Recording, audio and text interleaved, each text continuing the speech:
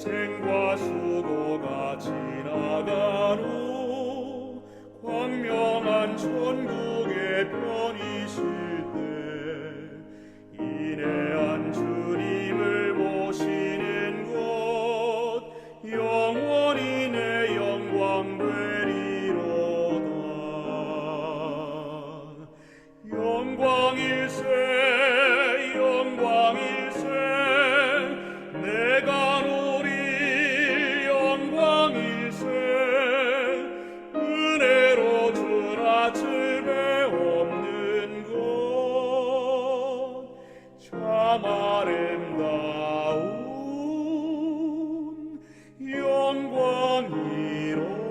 영광이로다.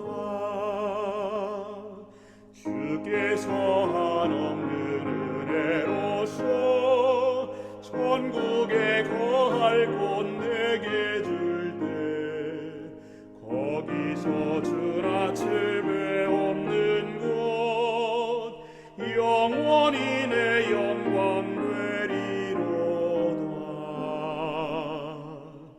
영광일세 영광일세 내가 누릴 영광일세 은혜로 주나 즐배 없는 것 참 아름다운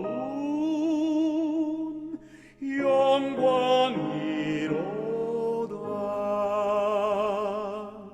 옛날에 친구를 만나볼 때 기쁨이 내 맘에 차려니와 주께서 자비로 날 보시니 영원히 내 영광 되리로다.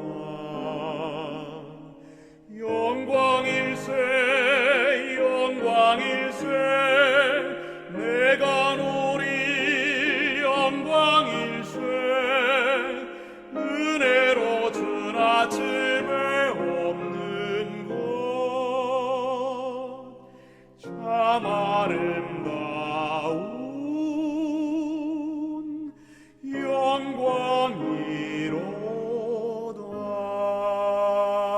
영광이로다. 감사하신 하나님, 오늘도 주님 앞에 저희가 주의 음성을 듣고자 예배하며 기도하며 주님을 찬양하고자 함께 모였습니다. 성령님 함께 하셔서 말씀을 통하여 저희에게 세미한 음성 들려주실 때에 우리의 심령이 변화하며 감사와 찬양이 가득한 시간 되도록 성령님 친히 인도하여 주시기를 예수님 이름으로 기도합니다. 아멘.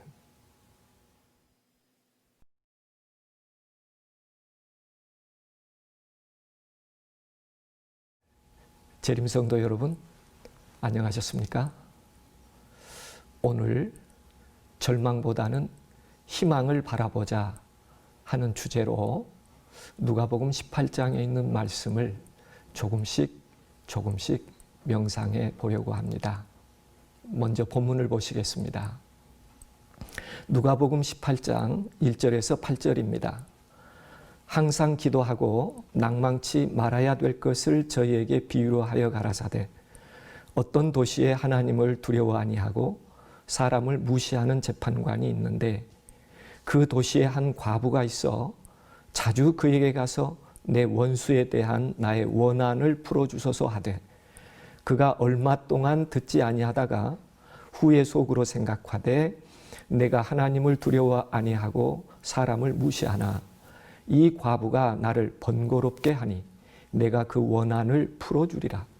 그렇지 않으면 늘 와서 나를 괴롭게 하리라 하였느니라.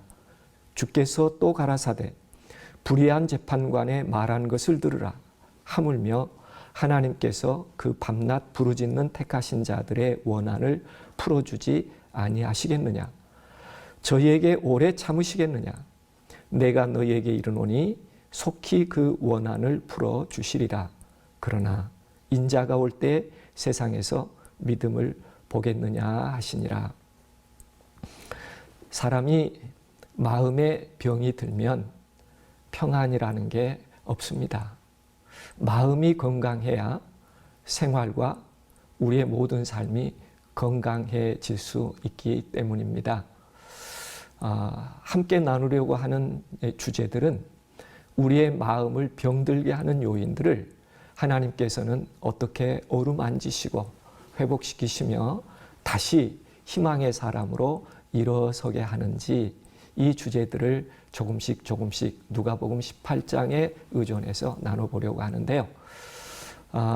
호모 사케르라고 하는 이 서적은 이탈리아 현대 철학자 조르조 아감벤이 기록한 책입니다.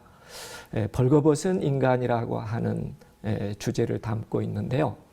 아무런 가치가 없는, 누군가가 버려도 왜 버렸느냐고 따져 얘기할 만한 사람이 없는 그런 무가치한 인생을 바라보는 시각에서 이 책을 기록하였습니다. 그런데 많은 현대인들의 삶은 나는 가치 있다고 생각하지만 많은 사람들이 어떤 대상에 대하여 가치 없는 것처럼 여기기에 우리 마음속에 상처와 한이 생기게 되죠. 그래서 지금은 경제를 다루는 것보다 마음을 다뤄야 한다고 늘 강조하여 말하고 있습니다. 다시 말하면 마음의 한이 쌓여져 가는 시대에 살고 있다, 이렇게 말해도 과언은 아닐 것입니다. 이런 인간의 삶 속에 한이 쌓이는 것은 인간이 아름다운 에덴을 떠난 이후에 일어난 일이었습니다. 인간의 삶에서 분쟁과 고통과 죄의식, 질병과 낭망하는 일들이 있어 온 것. 그래서 인간이 에덴을 떠난 이후에 인간의 마음은 항상 죄로 인하여 멍들고 한이라는 아픔이 쌓여져 가게 됐습니다. 그래서 평안과 행복을 잃어버리며 오늘 또 하루를 어떻게 살아야 될지 무거운 짐을 가지고 하루를 살아갈 수밖에 없는 것이 현대인들의 삶입니다. 마음의 병을 일으키는 요소 가운데 하나는 한입니다. 한이란 억울함, 원통함, 원망, 뉘우침 등의 감정과 관련되어 맺혀진 마음이다, 이렇게 정의하고 있죠. 오늘 본문에는 한 과부의 이야기를 기록하고 있는데, 이 한 과부는 시대적인 배경 가운데서 보면 로마인들의 압제적인 행위가 유대 민족으로서의 마음의 한을 쌓이게 했고, 그 당시에 빈부 차이로 인하여 소외된 한 과부는 한이 맺힐 수밖에 없었고, 종교적 편견 때문에 낙인의 한이 더 겹쳐져 가는, 그래서 인생의 삶에 희망을 말할 수 없는 한 과부의 이야기를 기록하고 있습니다. 유대 사회에서 이처럼 한이 쌓여질 때 그들이 할 수 있는 최선의 일은 뭐냐면 전통적으로 성문에 있는 장로에게 찾아가서 그 한을 풀어달라고 간청하는 것입니다. 그래서 성경 본문도 누가복음 18장 2절에 가라사대 어떤 도시에 하나님을 두려워 아니하고 사람을 무시하는 한 재판관이 있는데 이 한 맺힌 여인은 이 재판관에게 갈 수밖에 없는 한의 아픔을 가지고 있었다라고 얘기하죠. 이 과부를 구체적으로 표현하는 말씀이 있다면 3절이에요. 그 도시에 한 과부가 있어 자주 그에게 가서 내 원수에 대한 나의 원한을 풀어달라고 이야기합니다. 성경은 이런 과부에 대하여 자비를 베풀도록 늘 권고하고 있습니다. 출애굽기 22장 22절에 보면 너는 과부나 고아를 해롭게 하지 말라. 신명기 24장 17절에도 보면 너는 객이나 고아의 송사를 억울하게 말며 과부의 옷을 전집하지 말라. 과부의 옷은 전당도 잡지 말라. 다시 말하면 한 속에 살아가는 이들에 대한 아픔을 헤아려 배려하라. 신명기 24장 19절에 보면 내가 밭에서 곡식을 벨 때에 그 한 묻을 밭에 잃어버렸거든. 다시 가서 취하지 말고 객과 고아와 특별히 과부를 위하여 버려두라, 이렇게 말하고 있습니다.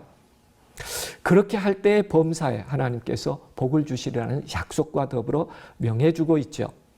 이 도시 한 과부는 자주 그 재판관에게 가서 얼마나 한이 깊었던지 내 원수에 대한 나의 원한을 풀어달라고 합니다. 보통 한이 아니에요. 원수 같은 사람에 대한 한이 맺혀진 것이지요. 그런데 그 재판관은 얼마 동안은 듣지 아니하다가 후회 속으로 생각을 할 때, 아, 내가 하나님은 두려워 아니하고 사람을 적절하게 무시하고 살아왔는데 이 과부의 꼴을 보니 매일 나를 번거롭게 할 것 같으니 내가 그 원한을 풀어주는 것이 편하겠구나, 이렇게 생각했다는 것입니다. 그렇지 않으면 늘 와서 나를 괴롭게 하리라. 그러면서 예수님은 이 재판관의 하는 말을 들어보라. 그가 하나님을 경외하지도 않고 사람을 무시하지만 귀찮아서라도 그 여인의 한을 들어주겠다고 하지 아니하느냐. 하물며 하나님께서 그 밤낮 부르짖는 택하신 자들의 원한을 풀어주지 아니하시겠느냐. 속히 그 원한을 풀어주시리라고 약속하고 있습니다. 그렇습니다. 맺혀진 한 어떻게 풀어가야 할까요? 첫 번째, 그 한을 하나님께 맡기라는 것입니다.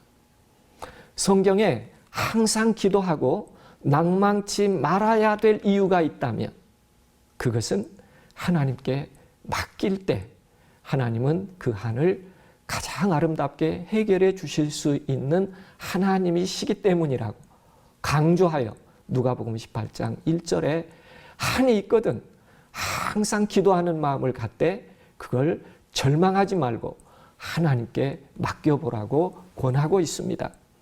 하물며 하나님께서 그 밤낮 부르짖는 택하신 자들의 원한을 풀어주지 아니하시겠느냐? 저희에게 오래 참으시겠느냐? 그렇습니다. 한 가정에 어린 시절로부터 너무 어렵게 아버지의 폭행 때문에 견딜 수 없어서 그렇게 살아온 한 가련한 한 여인이, 한 여자가 후에 결혼을 하게 됐습니다. 그럴 때만큼은 절대 가정폭력이 없는 가정을 이루겠다고 꿈꿨겠죠. 어릴 때부터 그런 폭력은 한이 됐었기 때문에. 그러나 결혼 후에 남편은 아버지처럼 그를 폭행을 했고 더 이상 생명의 위협을 받으면서 살 수 없어 집을 나가 초라해진 모습으로 도시의 불빛과 아파트를 보면서 행복하게 살아갈 그런 모습 때문에 한이 깊어진 한 여인이 있었습니다. 이런 한 어떻게 풀어갈 수 있겠습니까? 한 가정에서는 한이 어떻게 맺혔느냐 하면 시어머니 늘 얘기합니다. 빚을 내서 옷을 사야 되고 빚을 내서 무엇을 해야 되고 주변의 체면 때문에 창피해서 못 산다는 거예요. 결혼 초기에는 어떻게 해서라도 시어머니의 뜻을 받들려고 노력했지만 쉬운 일은 아니었습니다. 그 자체가 자꾸 마음에 한으로 쌓여갔습니다. 더 기가 막힌 것은 자기가 낳은 자녀도 명품 없으면 창피해서 학교를 못 간다는 거예요. 창피해서. 우리의 삶 속에 이렇게 자연스럽게 한이 쌓여져 갈 때 살아갈 의미를 잃어버립니다. 더 이상 나는 어떤 존재인가라고 하는 자기 존재에 대한 의문도 일어나게 되죠. 이런 현실로부터 우리가 한을 풀 수 있는 것은 노상의 노제로 풀 수 있는 것도 아닙니다. 한풀이 구슬해서 씻긴 굿으로 한을 풀 수 있는 것 아닙니다. 그 한 때문에 시원한 폭포 속에 들어간다고 해서 한이 시원하게 풀리는 것 아닙니다. 실컷 먹어서 한을 풀 수 있는 것도 아닙니다. 포장마차에서 넋두리 한다고 한이 풀어진 것도 아닙니다. 보복하거나 원수를 갚는다고 해서 한이 풀어진 것도 아닙니다. 성경은 단순하게 기도하라는 것입니다. 성경은 단순하게 그렇다고 해서 낭망하지 말라는 것입니다. 왜냐하면 그 일을 해결해 주실 하나님이 계시기 때문에요. 우리는 이렇게 기도해야 합니다. 하나님, 오늘 저에게도 맺혀진 마음에 한이 있습니다. 어떻게 제 마음의 한을 풀어야 할지, 어떻게 하나님께 맡겨야 할지 저는 알지 못합니다. 하나님께서 저의 마음에 조용히 임하여 주시고 저의 마음을 조용히 하나님께 의지합니다. 오셔서 자비하신 손길로 제 마음의 한을 먼저 취하시고 제 영혼이 쉼과 평안을 얻게 해 주십시오. 내 마음의 한이 쌓여질 때, 무언가 속에서 뜨거운 열이 일어날 때 우리는 그 순간에 조용히 하나님께 마음을 열고 기도하며 맡겨야 할 때입니다. 찬양 사역자 최덕신님은 그의 파란만장한 과거의 삶에서 어떻게 평안을 얻었는지, 그는 이렇게 그의 삶의 평안을 찾은 이유를 설명하고 있습니다. 잠깐 영상을 보겠습니다.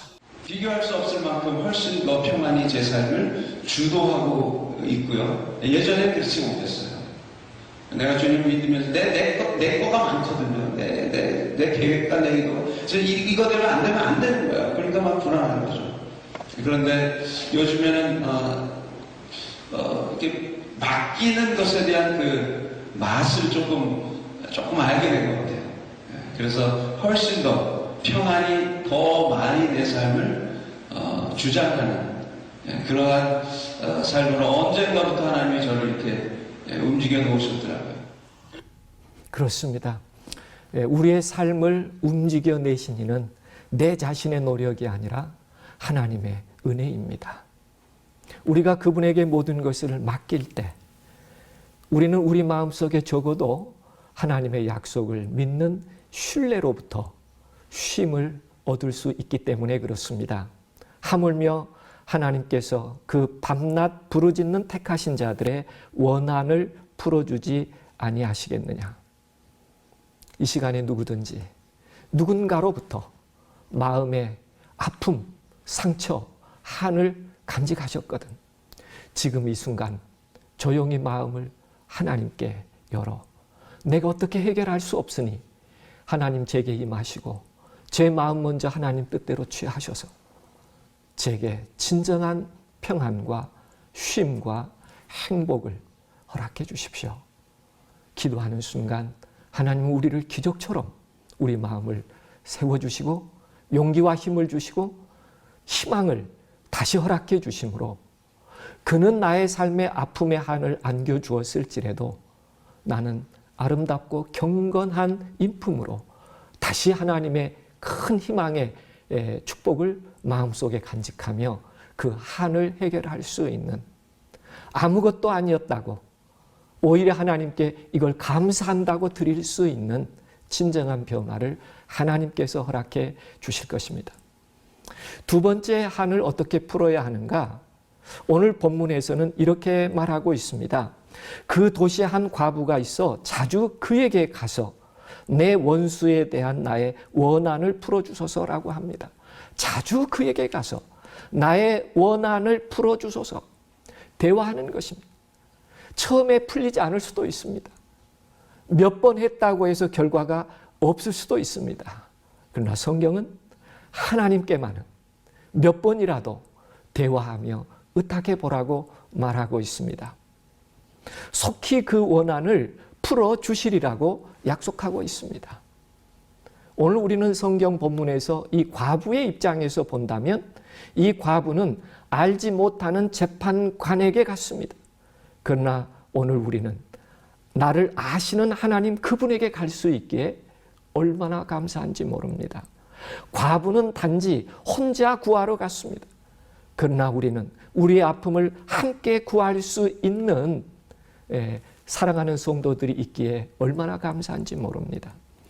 과부는 자기를 싫어하는 재판관에게로 갔지만 우리는 우리를 기다리시는 하나님께 갈 수 있기에 얼마나 감사한지 모릅니다.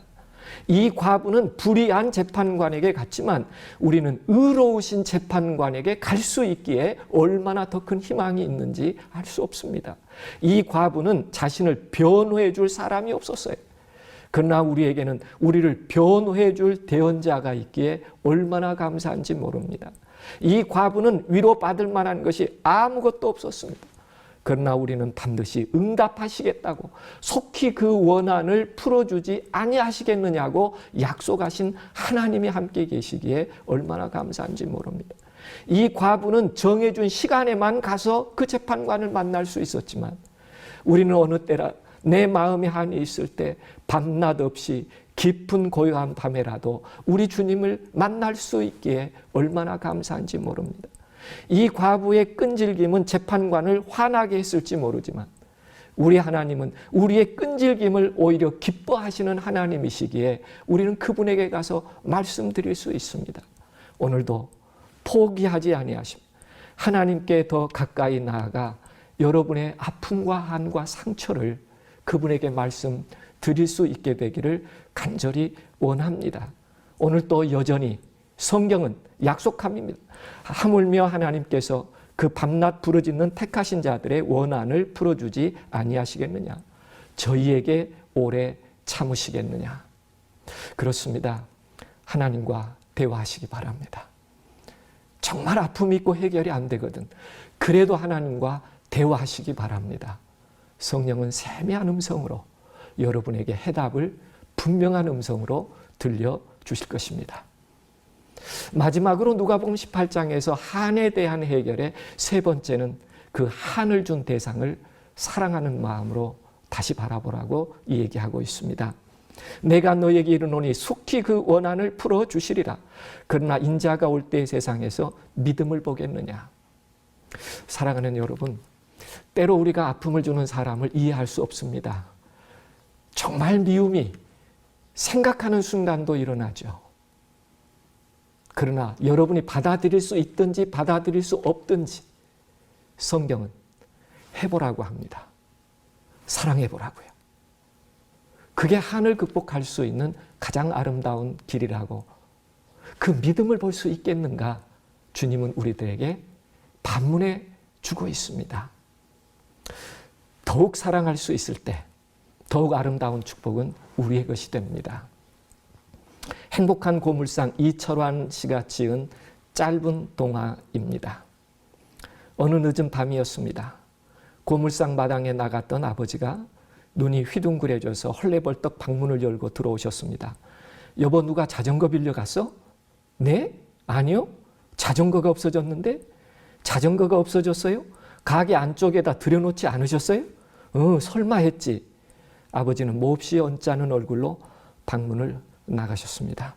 산동네 이곳저곳을 살피고 온 아버지는 정말 시루죽은 얼굴이셨습니다. 비록 녹이 쓴 짐 자전거였지만 가뭇없이 사라져버린 자전거는 아버지에게 더없이 소중한 물건이었습니다. 무척이나 뒤숭숭한 밤이었습니다. 몹시 추운 날, 학교를 마치고 교문을 나올 때였습니다. 학교 후문에서 한 아저씨가 오리궁둥이 같은 솜사탕을 팔고 있었습니다. 순간 내 시선이 솜사탕 아저씨의 자전거에 꽂혔습니다. 안장이 녹이 쓴 모습이며 왼쪽 페달 반쪽이 떨어져 나간 것이 아버지의 자전거임이 분명했습니다. 분기탱청한 얼굴로 나는 부랴부랴 집으로 달려갔습니다. 아버지, 아버지! 인서가 무슨 열고라도 났다고 그렇게 별중맞게 난리야? 아버지, 우리 학교 앞에 아버지 자전거가 있어요.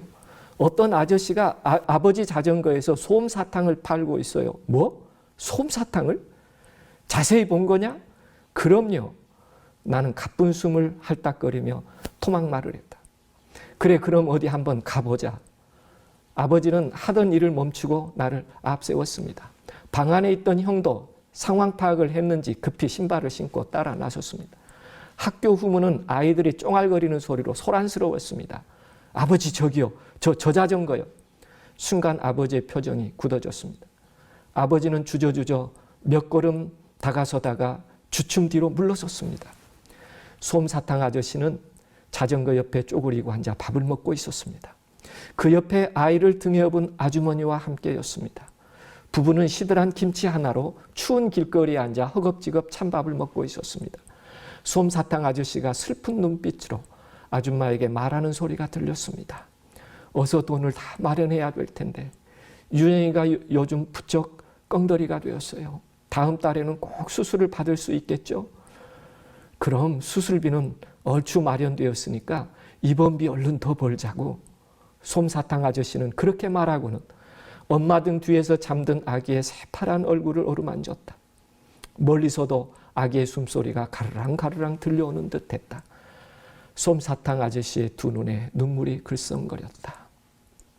유정아, 아파도 조금만 참아. 아빠가 얼른 돈 벌어서 우리 유정이 아프지 않게 해줄게. 나는 선뜻거리며 항뚱항뚱 그들을 바라보고만 있었다. 그때 우두망치를 하던 아버지가 내 손을 끌며 웅숭 깊은 목소리로 말했습니다. 가자. 저건 우리 자전거가 아니야. 우리 자전거가 맞잖아요. 글쎄 아니라도. 아버지의 카랑카랑한 목소리에 나는 더 이상 민주될 수도 없었습니다. 그로부터 한 달쯤 뒤였습니다. 어둠이 채 가시지 않는 새벽녘 방문 밖에서 엄마의 다급한 목소리가 들려왔습니다. 여보, 여기 좀 나와봐요. 쑥울한 생각이 들었지만 나는 아버지를 따라 얼른 밖으로 나가보았습니다. 어둠이 채 가시지 않는 고물상 마당, 가득 한방눈이 펑펑 내리고 있었습니다. 그리고 그곳에 아버지의 자전거가 순례자처럼 하얗게 눈을 맞으며 서 있었습니다.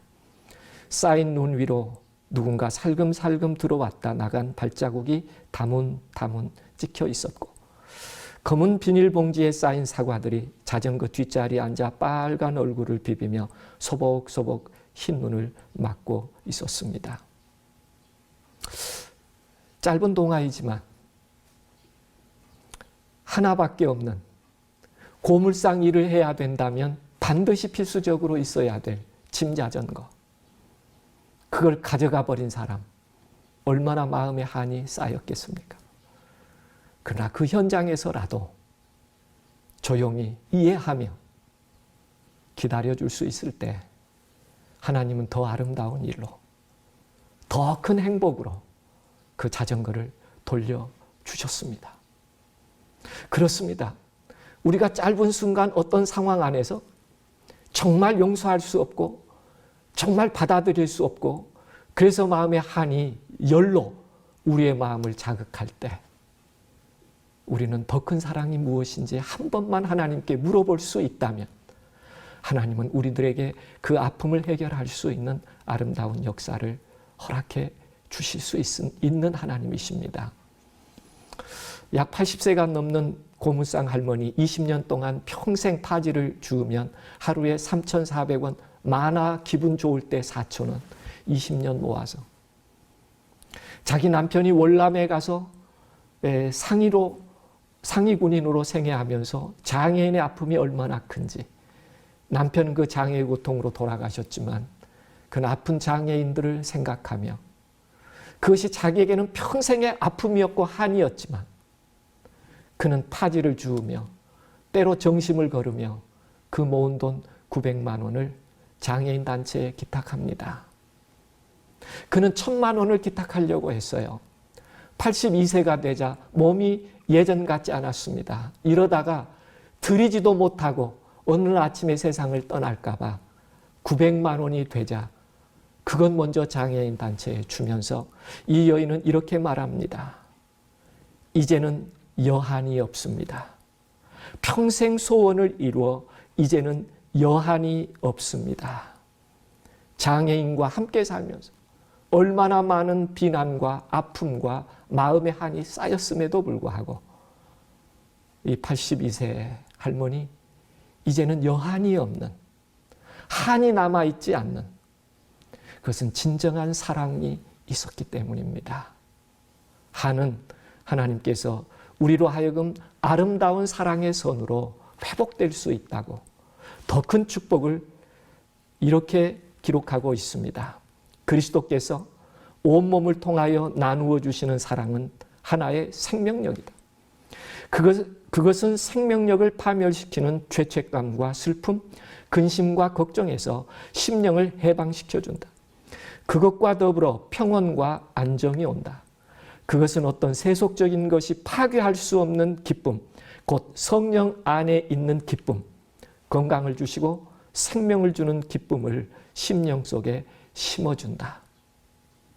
오늘 저는 우리 재림 성도들과 함께 우리가 성도로 살아가면서도 맺혀진 한이 있을 때 이 하나님의 약속의 말씀을 기억하며 다시 더 큰 희망과 기쁨으로 회복되는 하나님의 은혜를 함께 경험할 수 있는 성도가 되기를 간절히 기원해 봅니다.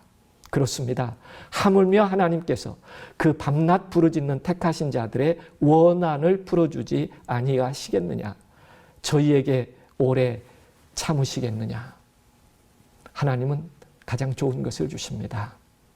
오늘 누가복음 18장 1절부터 있는 말씀 가운데 한 맺힌 한 과부를 통해서 오늘 우리들에게 첫 번째 한을 다 모두 하나님께 맡기는 그런 신실한 성도가 되기를 원하고 있습니다.